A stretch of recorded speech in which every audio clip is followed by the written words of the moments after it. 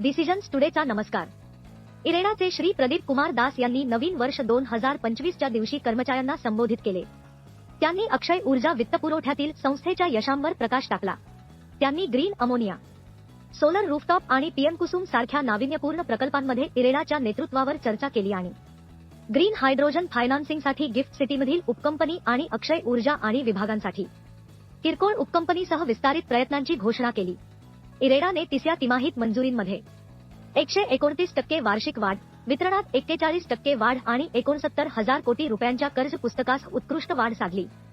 2024 मधील प्रमुख टप्पे म्हणजे नवरत्न दर्जा, आंतरराष्ट्रीय आणि देशांतर्गत शीर्षस्तरीय क्रेडिट रेटिंग, रेकॉर्ड सेटिंग वित्तीय अहवाल आणि भारतातील शीर्ष 5 संपत्ती निर्मात्यांपैकी एक म्हणून ओळख.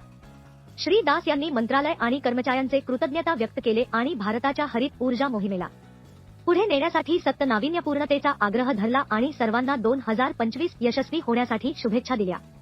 डिसिजन्स टुडे पाहिल्याबद्दल धन्यवाद. प्लीज सबस्क्राईब करा.